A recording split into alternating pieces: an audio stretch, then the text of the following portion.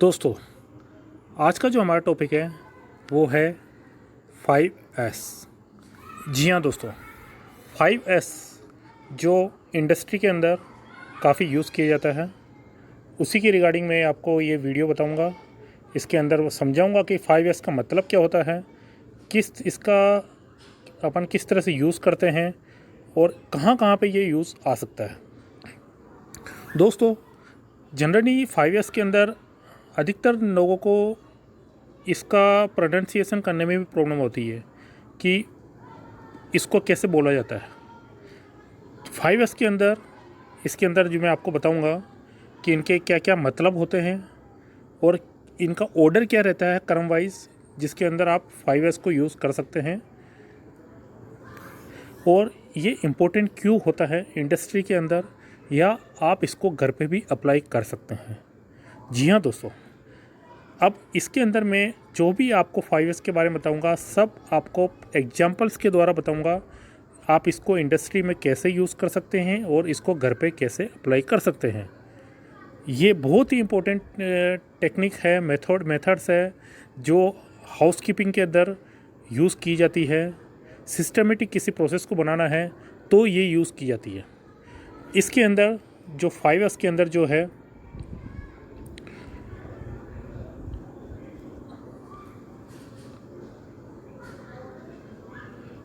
जो स्टेप्स जो स्टार्ट होते हैं, आप पहले कैसे इसको प्रोनाउंसिएशन करेंगे, मैं आपको इसका बताता हूँ।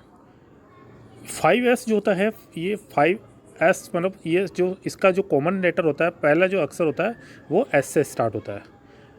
पहला जो होता है वो होता है सीरी, दूसरा होता है सेटोन, तीसरा होता है सीसो, चौथा होता है सिकेट्सु और पांचवा होता है सित्सुके। यही इसका प्रोनाउंसिएशन होता है। इसी तरह से इसको यूज़ कर सकते हैं। और पहला स्टेप जो होता है वो सीरी से स्टार्ट होके आखिरी स्टेप सित्सुके तक ख़त्म होता है। अब इसमें से हर जो एस का मतलब क्या होता है वो मैं आपको डिटेल में इस प्रेजेंटेशन में समझाऊंगा। दोस्तों, प्रेजेंटेशन स्टार्ट करने से पहले अपन सबको जानना जरूरी है कि 5S की डेफिनेशन क्या है, 5S कहाँ का मतलब होता क्या है, क्यों यूज़ किया जाता है और इसका एक्चुअली मीनिंग क्या है। 5S जो है मैंने यहाँ पे हिंदी और इंग्लिश दोनों के अंदर इसमें यूज़ किया गया है। 5S जो एक मेथड्स है जो वर्क प्लेस के अंदर clean, uncluttered, safe and well organised space तैयार करता है, जो reduce waste and optimise productivity को बढ़ावा देता है। It is designed to help build a quality work environment both physically और मेंटली। ये एक क्वालिटी वर्क एनवायरनमेंट को प्रमोट करता है, चाहे वो फिजिकली हो या मेंटली हो।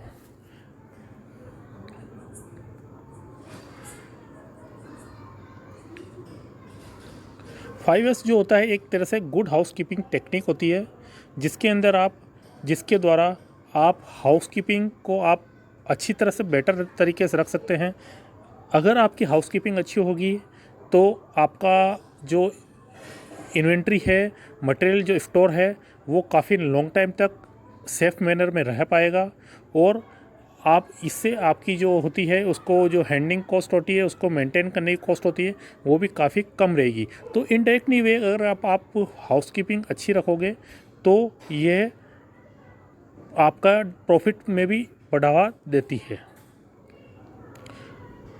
5S जो होता है 5 जापानीज़ जो वर्ड होते हैं उनसे मिलकर बना होता है, जो मैंने आपको बताया था, सीरी, सेटोन, सीसो, सिकेत्सु और सित्सुके जो होते हैं वो सिस्टमेटिक टेक्निक्स जो को रिप्रेजेंट करते हैं गुड हाउसकीपिंग के लिए। अब मैंने यहाँ पे इंग्लिश में और हिंदी में इन दोनों का मतलब बताया है कि इनका मतलब क्या होता है। सीरी जो होता है वो होता है, पहला होता है सीरी मीन्स सॉर्ट, यानी किसी भी एक्टिविटी को सही चयन करना, यानी सॉर्ट करना, यानी कोई भी आइटम्स होते हैं उनको आप किस तरह से सॉर्ट कर सकते हो डिवाइड कर सकते हो किसी एक्टिविटी को, जैसे कुछ अच्छी होती है कुछ ख़राब होती है, तो आप कैसे अच्छी आइटम्स को अलग कर सकते हो और ख़राब आइटम को अलग कर सकते हो। ये होता है सॉर्ट करना। दूसरा होता है सेटोन। सेटोन मीन्स सेट इन ऑर्डर, सुव्यवस्था, यानी आप उसको किस ऑर्डर के क्रम में आप व्यवस्थित जमा सकते हो, जिससे आइटम आपको व्यवस्थित रहेंगे तो आपको ईजी होगा फाइंड आउट करना। किसी भी आइटम को आप इजीली से फाइंड आउट कर सकते हो इस टेक्निक के द्वारा। तीसरा होता है सीसो। सीसो मीन्स साइन और क्लीन, यानी स्वच्छता। ये क्लीननेस या स्वच्छता को बढ़ावा देता है, इसके द्वारा हम ये समझेंगे।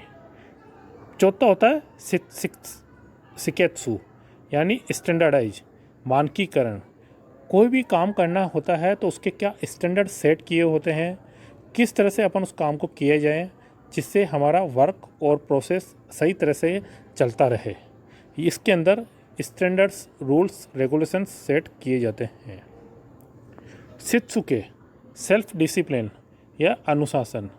आप किस तरह से मेंटेन करें कि आपकी जो ये 5S एक्टिविटीज़ है वो हर समय अच्छी तरह से मेंटेन रहे, आने वाले टाइम में भी, और अच्छी तरह से ये चलती रहे बिना किसी व्यवस्था के, अच्छी तरह से चलती रहे। तो ये सारा का सारा हम 5S के अंदर देखेंगे, इनके एग्जाम्पल के द्वारा समझेंगे। इसको आप इंडस्ट्री के अंदर और घर पे किस तरह से यूज़ किए, ये हम इस प्रेजेंटेशन के में देखेंगे।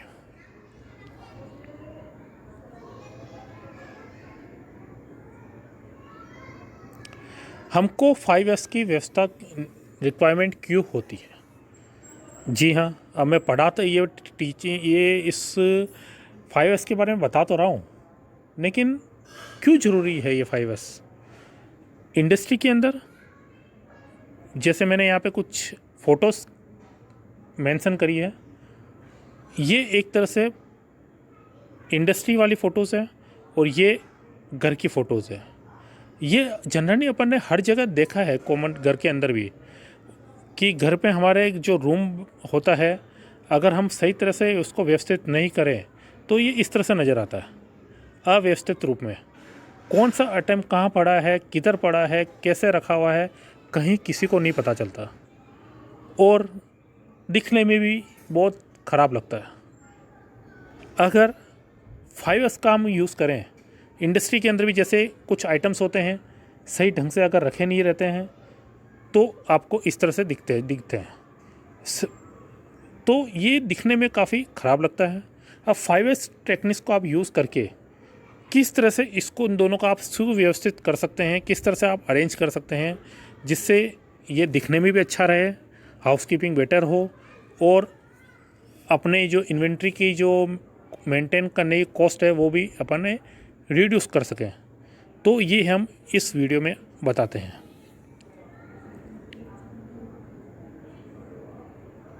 दोस्तों, पहला होता है सीरी, यानी मीन्स सॉर्ट करना, सही चयन करना। अब सही चयन करना मतलब क्या? सही चयन करना, ये जो सीरी जो बतलाता है, ये डिस्टिंग्विश करता है नेसेसरी और अननेसेसरी थिंग्स को,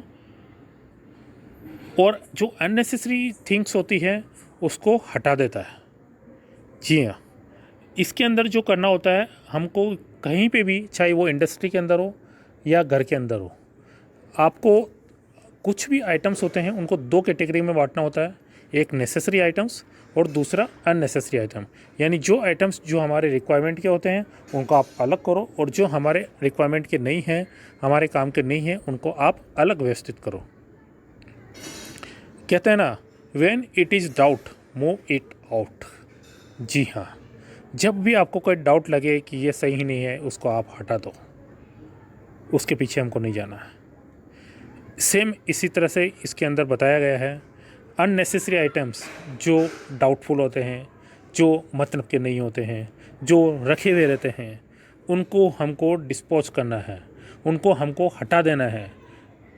अब अननेसेसरी आइटम्स कौन से होते हैं, क्या होते हैं, ये मैं आपको अभी बताता हूँ।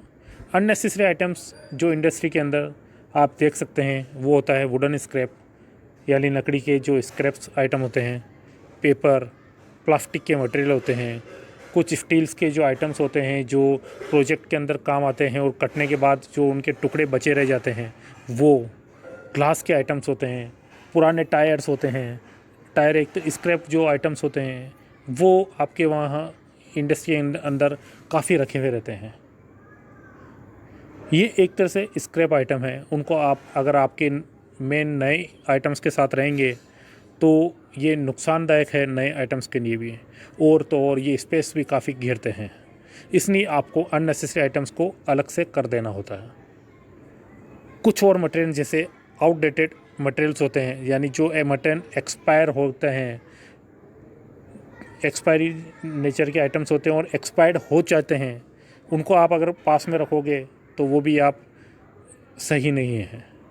ब्रोकन इक्विपमेंट्स होते हैं, फाइल्स ऑन द कंप्यूटर में, कुछ कंप्यूटर के ऊपर जो फाइलें पड़ी होती है, measurement which you non longer use, यानी कुछ आइटम्स ऐसे होते हैं मेजरिंग के जो आपके काफ़ी टाइम से यूज़ नहीं आते हैं, उसको आप इन सब आइटम्स को आप अलग से अलग कर सकते हैं, अननेसेसरी आइटम्स के अंदर डाल सकते हैं और साइड में रख सकते हैं। अब ये प्रॉब्लम आती है, बात आती है कि इनको कैसे करें।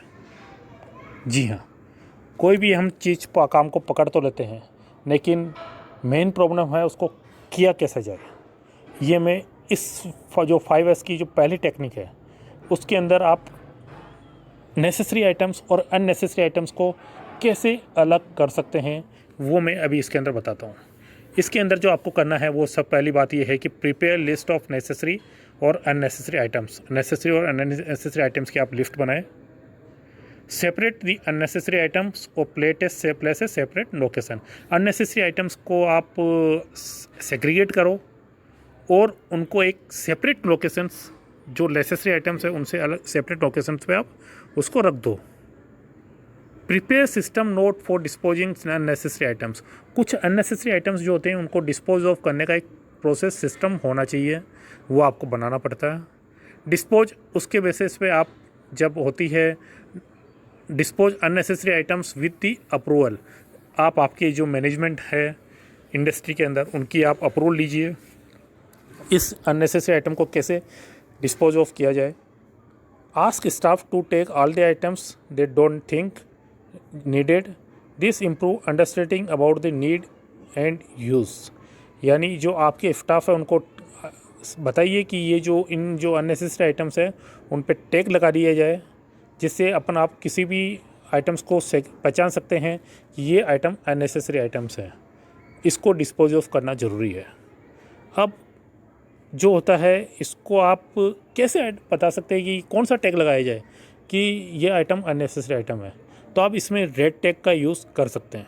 लाल टैग जो होता है वो एक तरह से खतरे की निशानी भी होती है, आप उसके ऊपर रेड टैग का निशान लगा दीजिए, जिससे पता पड़ जाए ये आइटम जो होता है वो अननेसेसरी आइटम है, इसको डिस्पोज ऑफ करना ज़रूरी है। इसके बेनिफिट्स क्या होंगे दोस्तों? अगर आपने ये सब कर लिया, नेसेसरी और अननेसेसरी आइटम्स को सेग्रीगेट कर लिया, तो इसके बेनिफिट्स क्या होंगे मैं आपको इसके बेनिफिट्स बताऊंगा, और जो आप अचंभित रह जाएंगे कि इसके ये बेनिफिट्स भी हो सकते हैं।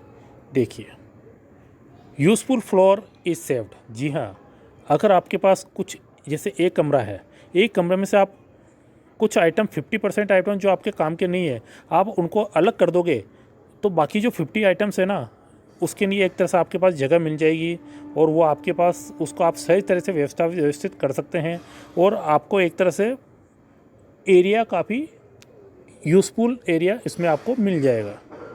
Searching time of tools materials and papers is reduce. कहीं भी फिर इसके बेस द्वारा अननेसेसरी आइटम्स तो आपके अलग हो गए, फिर आपको कुछ भी आइटम सर्च करना हो तो आप इसके बेसिस पर इसमें ईजी हो जाएगा। आपका 50% आइटम से ये आपको सर्च करना पड़ेगा, जिससे टाइम भी कम लगेगा और मटेरियल भी आपको फाइंड आउट होगा। बेटर फ्लो ऑफ वर्क, काम करने में ईजी होगा, और inventory cost of unnecessary item is reduce. Inventory cost जो होती है अननेसेसरी आइटम्स की को रखने की, वो आप कम से कर सकते हैं। इन्वेंट्री कॉस्ट जो होती है एक तरह से इन्वेंट्री कैरिंग कॉस्ट, कोई भी आइटम को कैरी करने के लिए जो कॉस्ट होती है यानी उसका रख रखाव, उसके साफ व्यवस्था, उसका मटेरियल प्लेसमेंट, उसकी हैंडलिंग कॉस्ट, ये सारी उसके अंदर इंक्लूड की जाती है। वो आप कर सकते हैं। जनरली 24% पर ईयर इसकी इन्वेंट्री कैरिंग कॉस्ट रहती है किसी भी आइटम को रखने की। तो ये काफ़ी बड़ी कॉस्ट होती है, इसके द्वारा आप कॉस्ट को रिड्यूस कर सकते हैं। ये जैसे मैंने बताया है ग्राफ के अंदर, कॉस्ट को आप रिड्यूस कर सकते हैं। एक जो मैंने इसके अंदर जो यूज़ करी थी वो थी रेड टैग। अब 5S रेड टैग आप यूज़ कर सकते हैं कोई भी आइटम को, अननेसेसरी आइटम के रिगार्डिंग। इसके अंदर जो आपको यूज़ करना है, 5S टैग बड़ा तो नहीं है, ये इसकी फ्रंट फ़ोटो है और ये इसकी बैक साइड की फ़ोटो है। फ्रंट इसमें क्या लिखना होता है, आइटम को, आपका कोई आइटम जो होता है उसका आइटम नाम या आइटम कोड लिख दीजिए, किस लोकेशन पे उसको आप प्लेस कर रहे हैं, किसने आइडेंटिफाई किया, कब डेट, किस डेट को ये आइडेंटिफाई हुआ, ये एक तरह से उसके अंदर आया है अननेसेसरी आइटम्स के अंदर। ये why it is being tagged, इसको टैग क्यों किया गया, चाहे वो आइटम ऑब्सोल्यूट हो या काफ़ी टाइम से यूज़ नहीं आ रहा हो या डिफेक्टिव हो या कुछ भी अदर जो रीज़न होता है वो आप यहाँ रीज़न मेंशन कर सकते हैं। ये जैसे ये आइटम काफ़ी टाइम से पड़ा हुआ है और एज पर अप्रूवल, हमने मैनेजमेंट अप्रूवल के रिगार्डिंग इसको अननेसेसरी आइटम्स के अंदर इंक्लूड किया गया। जो भी आपका XYZ रीज़न आप इसमें यह मेंशन कर सकते हैं। What type of item it is, ये कौन सा आइटम्स है, टूल टेकल्स है, इक्विपमेंट है, फिनिश गुड है, मशीनरी पार्ट्स है, रॉ मटेरियल है, स्टेशनरी आइटम है, कुछ भी आप आइटम्स है वो आप यहाँ लिख सकते हैं उसके बेसिस पे। और जो इसके फ्रंट साइड में जो होता है, इसके बैक साइड में जो होता है वो होता है what should happen to the item, discard क्या करना चाहिए, इसको रिसाइकिल करना चाहिए, move to, return to vendor को भी आप रिटर्न कर सकते हैं, मूव टू किसी अदर लोकेशन में आप शिफ्ट कर सकते हैं, या अदर आपके जो इन्वेंट्री होती है उसके अंदर आप फिर ट्रांसफ़र कर सकते हैं। और आखिरी में जो डिसाइडेड एक्शन या कमेंट रहा वो आप यहाँ पे लिख सकते हैं क्या आपका एक्शन रहा है। और एक यही है जो होता है टेक नंबर, आप किसी इसका आपको लग रहा है आप कि कौन सा ये आइटम्स है तो आप इस पर टेक नंबर डाल सकते हैं और उसकी एक सेपरेट लिस्ट आपको चाहिए तो आप किसी एक्सेल के अंदर या मेंटेन कर सकते हैं।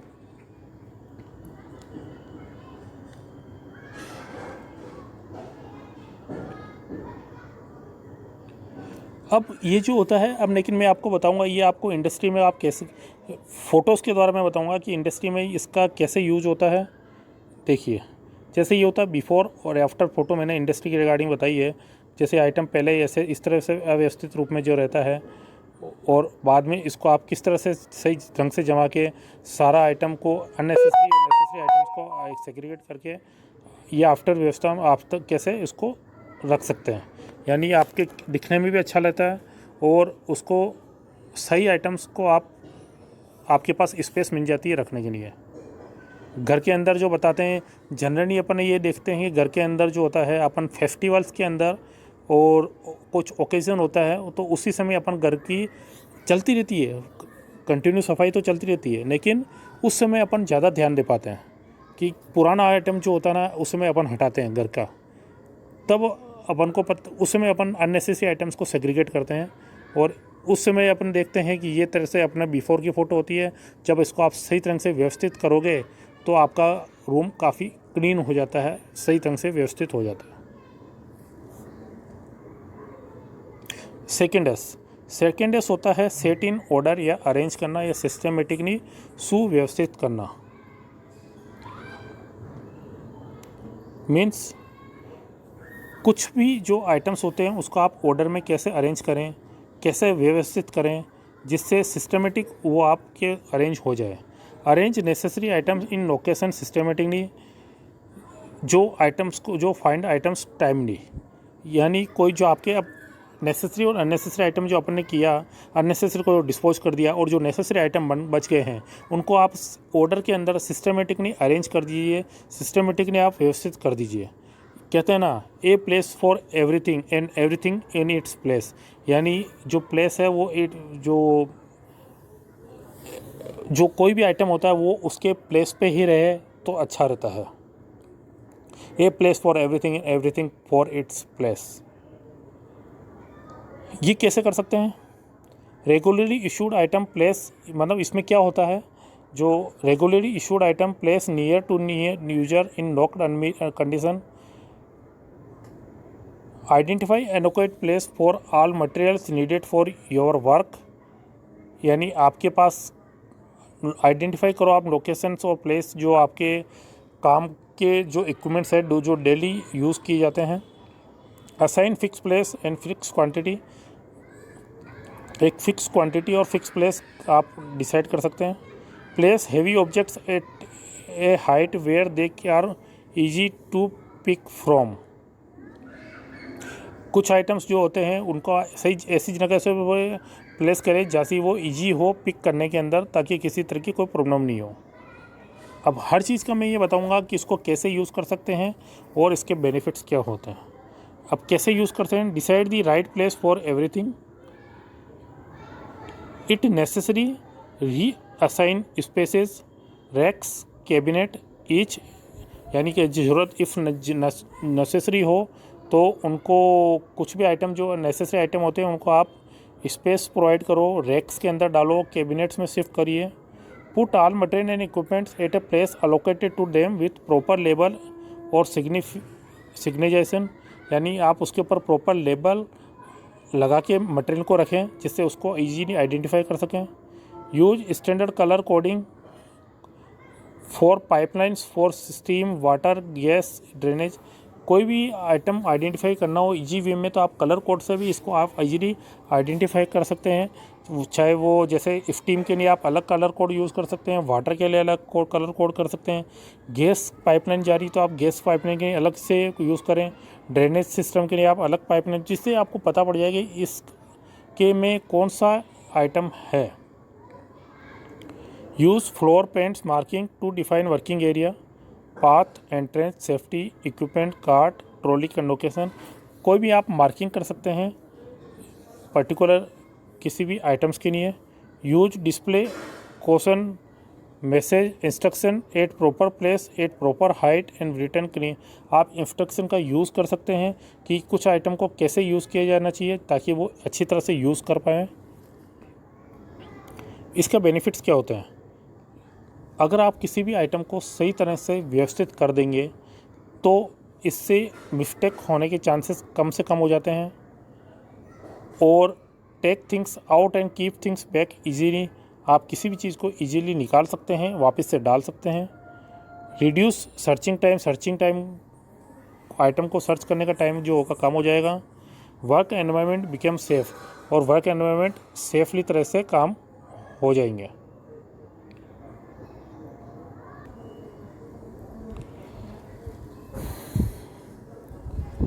इंडस्ट्री के अंदर कैसे, जैसे ये टूल टेकल्स होते हैं, सारे टूल्स होते हैं एक बॉक्स में रहते हैं, सीक्वेंस में रहते हैं, जिससे आपको पता रहता है कौन सा टूल्स अपन किस उसमें या आप इजीली वे में यूज़ कर सकते हैं। अगर यही अव्यवस्थित रूप में जैसे भी मर्जी आए कंडीशन में वैसे ही डाल देवें तो आपको सर्चिंग टाइम काफ़ी ज़्यादा लग जाएगा।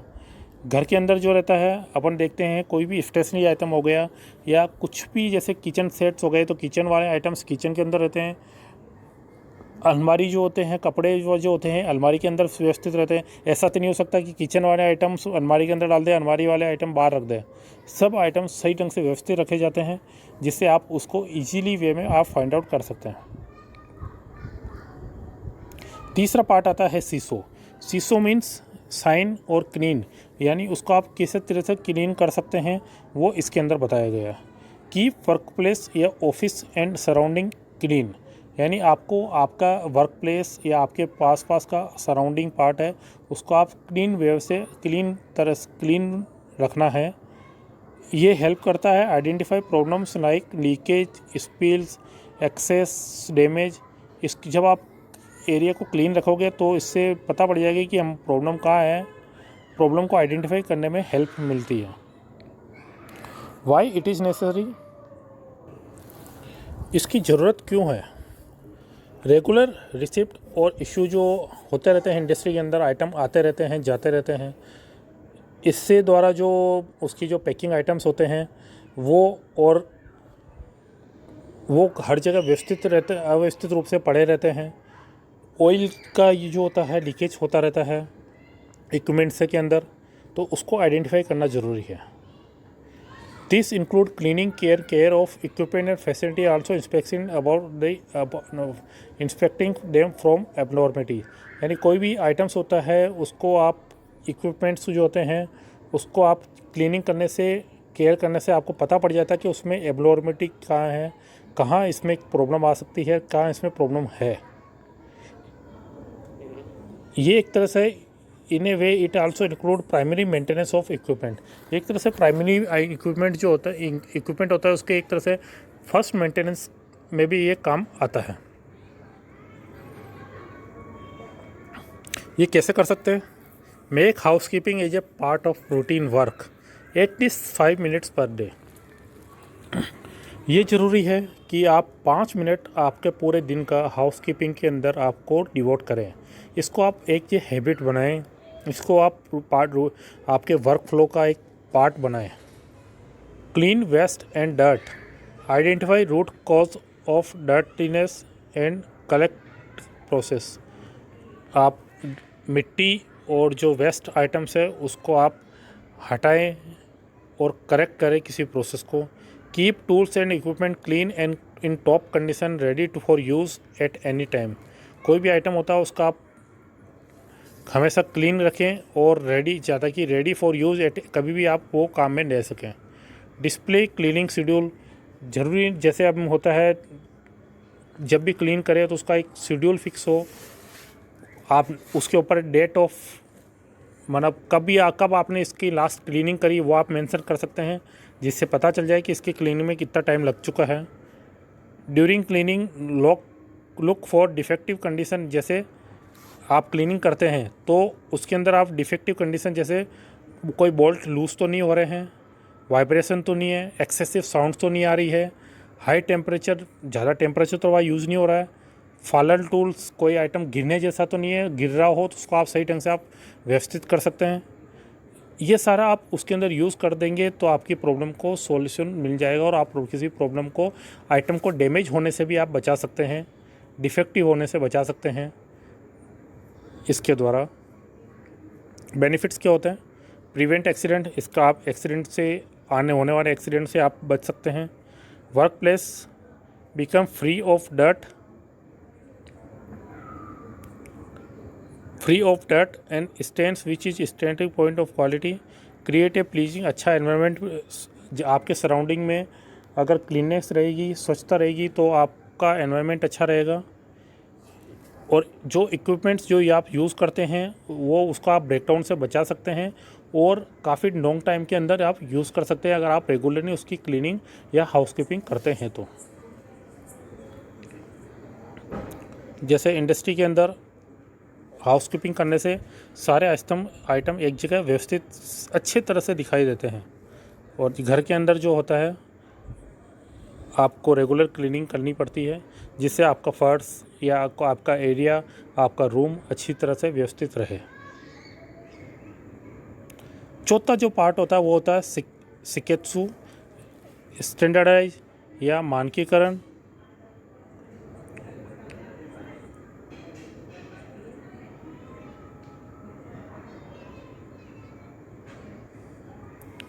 यानी जो setting up standard for a neat, clean और वर्क प्लेस, जो भी वर्क प्लेस होता है उसके ऊपर अपने कोई स्टैंडर्ड या रूल्स रेगुलेशन फिक्स करने होते हैं।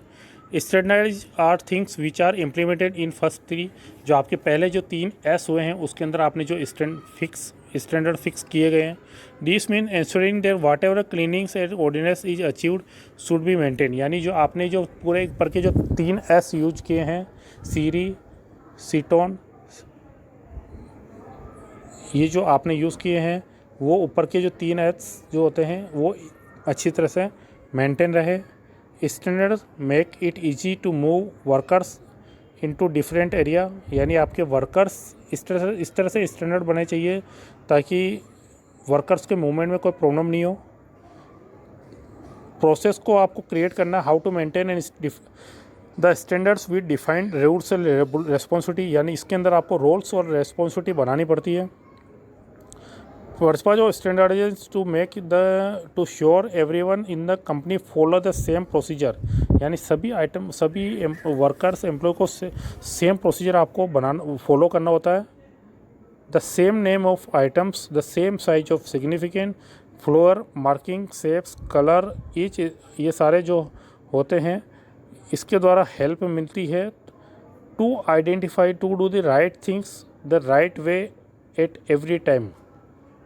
यानी स्टैंडर्ड आपके फिक्स हो गए तो कोई भी आइटम जो होता है वो राइट आइटम्स को राइट टाइम पे आप कर सकते हैं। इंडस्ट्री के अंदर जैसे मैंने यह मेंशन किया है, आपके अगर किसी भी एरिया में कोई काम करना है तो या इस तरह से यह मार्किंग की हुई है, यानी कोई भी आपको ट्रॉली या फोर्कलिफ्ट या का मूवमेंट करना है तो आप इसी लाइन के अंदर मूवमेंट करेंगे, या आदमी को कोई मूवमेंट करना है तो आप इसी लाइन के अंदर आपको मूवमेंट करना है। तो एक तरह से ये स्टैंडर्ड फिक्स हो गया है, आप out of the line work नहीं करें। घर के अंदर जो होता है, घर के अंदर भी हम सभी आइटम को सही ढंग से सव्यवस्थित रूप में रखते हैं ताकि वो सही ढंग से रखे रहें, आउट ऑफ दी स्टैंडर्ड वो मटेरियल यूज़ नहीं हो, वो आउट ऑफ द स्टैंडर्ड अपन उसको अलग से आइटम नहीं रखें। जैसे होता है, जैसे गैस की टंकी जो होती है घर के अंदर, वो किचन के अंदर आप सही जगह से ढंग से रखते हो। ये नहीं कि गैस की टंकी को आप कहीं भी रख सकते हो, हॉल में रख सकते हो, लेकिन नहीं, इससे नुकसान होने के चांसेस ज़्यादा रहते हैं। आप उसको सही ढंग से व्यवस्थित करके रखें तो वो उसके द्वारा वर्क फ्लो करने में इजी होगी, और आगे की जो अपन ने जो एक तरह से ऊपर के जो 3 S पढ़े हैं उनको फॉलो करने में इजी काम रहेगा।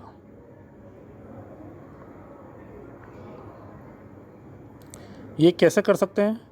क्रिएट अवेयरनेस के publicise the system. For example, जैसे आप 5S न्यूज़ बना सकते हैं, 5S पोस्टर्स लगा सकते हैं, 5S स्लोगन्स लगा सकते हैं, आप 5S डे सेलिब्रेट कर सकते हैं कभी भी 6 महीने में, 1 साल के अंदर। Create a structure of how and when 5S activities will be implemented, कि आप ये कैसे इम्प्लीमेंट हो ये कर सकते हैं। Formulate guidelines for audit evolution of 5S implementation, आप 5S के लिए ऑफ ऑडिट या इवोल्यूशन आप कर सकते हैं। Provide management support by providing resources and leadership, आप मैनेजमेंट का सपोर्ट ले सकते हैं। Reward and recognise best performer, जो बेस्ट परफॉर्म करता है उसको आप रिवार्ड और रिकॉग्नाइज भी कर सकते हैं आपकी किसी मीटिंग के अंदर या किसी कोई कंपटीशन के समय आप इनको रिवार्ड या रिकॉग्नाइज कर सकते हैं। इसके बेनिफिट्स क्या होते हैं? ये जो होता है टीम वर्क को बढ़ावा देती है। Provide habit for complying the work place rules and procedure, यानी ये हैबिट बढ़ाती है कि आपको रूल्स एंड रेगुलेशंस जो वर्क प्लेस के अंदर काम आ रहे हैं उनको आप सही तरह से यूज़ करें। Provide you with data for improving 5S, create healthy atmosphere को बनाती है एंड गुड वर्क प्लेस को बढ़ावा देती है। अब जो आता है अपना 5वां S आता है, वो होता है सित सुखे, यानी सेल्फ डिसिप्लिन या अनुशासन, यानी implementing behaviour and habits to maintain the establish standard over the long time, यानी जो इम्प्लीमेंट करना होता है बिहेवियर और हैबिट्स को, खुद की हैबिट्स को, ताकि जो हमने स्टैंडर्ड्स बनाए हैं पुराने, ये जो सारे स्टैंडर्ड्स बने हैं वो लॉन्ग टाइम तक कैसे एस्टेब्लिश रहे जा सके। ये कैसे कर सकते हैं? इसके अंदर आप रूल्स बनाएं, set rules to maintain 4S, जो अब चारों जो अपने जो S है उनको मेंटेन करने के लिए आप रूल्स बनाएं। Regular training for team members को आप रेगुलर ट्रेनिंग प्रोवाइड करें। Motivate employ for doing good work, जो भी अच्छा काम करता है उसको आप मोटिवेट करें। Establish and maintain responsibility, require leader commitment to follow through, आप रिस्पॉन्सिबिलिटी असाइन करें। Participation of everyone in developing good habits, regular audit और रिव्यू आप करते रहें। Aim for higher 5S level continuous improvement का आप रखें। When an issue arises such as suggested improvement, a new way of working, a new tool, new output requirement, review the first 4S and make changes as appropriate it, It should be made an habit and continue and be a continually improved. कोई भी नया tool या कुछ नई output आता है तो उसको आप रिव्यू करें पहले 4S को कि ये सही तरह से काम कर पाएगा या नहीं, फिर उसको आप इम्प्लीमेंट करें। इंडस्ट्री के अंदर जैसे कभी आप जो होता है जैसे सेफ्टी हो गया, एनवायरनमेंट हो गया, ये एक्टिविटीज़ जो होती है फायर वाली हो गई, ये रेगुलरली हर जगह यूज़ की जाती है। तो इस तरह से आप इंडस्ट्री के अंदर एक पोस्टर्स या बैनर्स हर जगह लगे रहते हैं। यह अपन कहीं होता है जहाँ लगे नहीं हो वहाँ लगवा देवें, जिससे क्या होता है पता रहे, सभी को अवेयर रहे, चाहे वो स्टाफ हो या वर्कर हो, कि उस आइटम का मतलब क्या होता है, उसको कैसे यूज़ करें। जैसे यहाँ पे protect yourself at work checklist, यानी ये जो पीपीज जो आप उसके अंदर आप जो को इंडस्ट्री के अंदर यूज़ करते हैं वो क्या क्या होने चाहिए। जैसे आपको हेलमेट पहनना चाहिए, सेफ्टी ग्लास का यूज़ करना चाहिए, ग्लव्स सेफ्टी ग्लव्स पहनने चाहिए, सेफ्टी शूज़ का यूज़ करना चाहिए, ईयर प्लग यूज़ करने चाहिए, safety plug, wear long sleeve shirt, आपको पूरी लॉन्ग स्लीव की शर्ट पहननी चाहिए, वियर लॉन्ग पैंट, बड़ी पैंट पहनने चाहिए। तो आप सेफ्टी के रिगार्डिंग प्रिपेयर रहोगे और सेफ्टी के साथ आप काम कर पाओगे। घर के अंदर भी आप कुछ भी आइटम्स होते हैं अगर आप सही तरह से व्यवस्थित करके रखेंगे तो वो सही ढंग से व्यवस्थित रहेंगे। जैसे इलेक्ट्रिकल आइटम्स होते हैं तो आपको इलेक्ट्रिकल आइटम्स को अलग ही रखें, वहाँ पे आप साइन बोर्ड लगा सकते हैं या कुछ मेंटेन कर सकते हैं। जैसे इसको डू नॉट यूज़ या इसको यूज़ करना है तो ऑन ऑफ का कौन सा साइन होता है, कहाँ कैसे यूज़ कर सकते हैं, तो वह आप प्रॉपर वे से आप इसको इलेक्ट्रिकल आइटम्स के रिगार्डिंग आप घर पे ये यूज़ कर सकते हैं।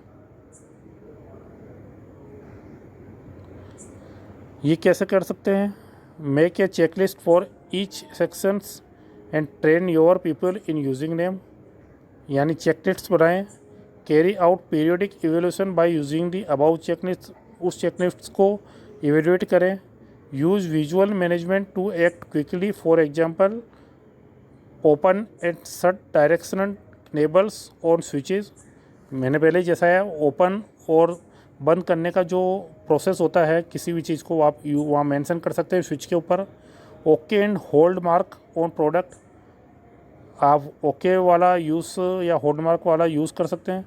टेम्परेचर और सेफ्टी नेबल्स आप उसके ऊपर लगा सकते हैं। जोन नेबल्स और मेजरिंग मीटर्स, यानी नॉर्मल जोन है या डेंजर जोन है वहाँ यूज़ कर सकते हैं। Put transparency control, make transparent covers आप यूज़ कर सकते हैं ड्रॉअर के लिए। Location, use location maps with emergency exit, fire fighting equipments कहाँ यूज़ है वह कहाँ रखे हुए हैं वो आप ये लगा सकते हैं। मेडिकल इक्विपमेंट्स कहाँ ये लगे हुए हैं वहाँ आप इसके में मेडिकल एमरजेंसी वो इस तरह से आप बैनर लगा सकते हैं। Put inspection window in the metal covers आप यूज़ कर सकते हैं। इसके बेनिफिट्स जो रहेंगे वो होता है activities will be simplified, simple हो जाएगी एक्टिविटीज़ करना, कंसिस्टेंसी हो जाएगी वर्क प्रैक्टिस में, मिस्टेक्स कम हो जाएगी, और better visual and transparency management work efficiency with improvement, काम को इम्प्रूव करने में मदद मिलेगी।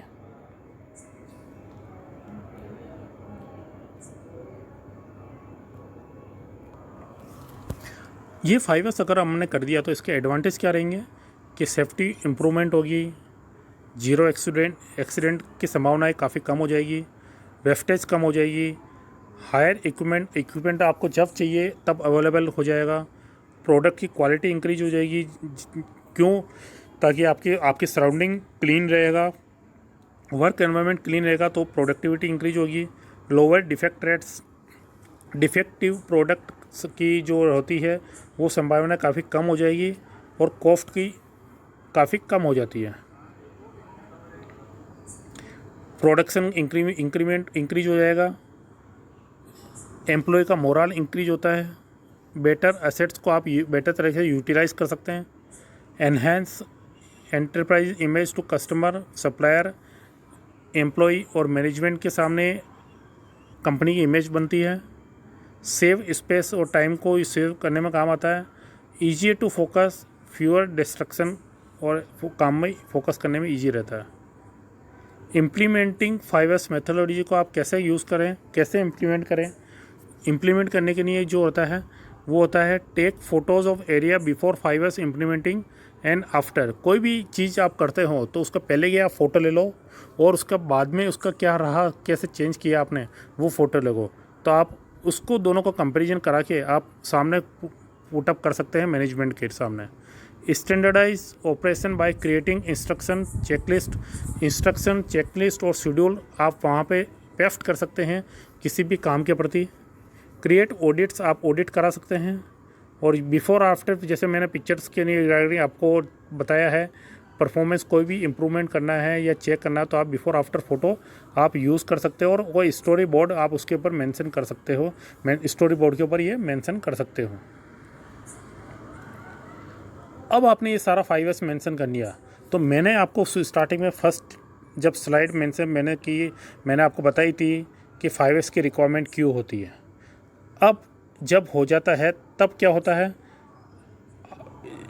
ये सब होने के बाद आपको इंडस्ट्री के अंदर एक तरह से पूरा क्लीन वातावरण मिलेगा, एरिया क्लीन मिलेगा, आपको आइटम्स आइडेंटिफाई करने में ईजी होगा, ये इस तरह से पता पड़ता है।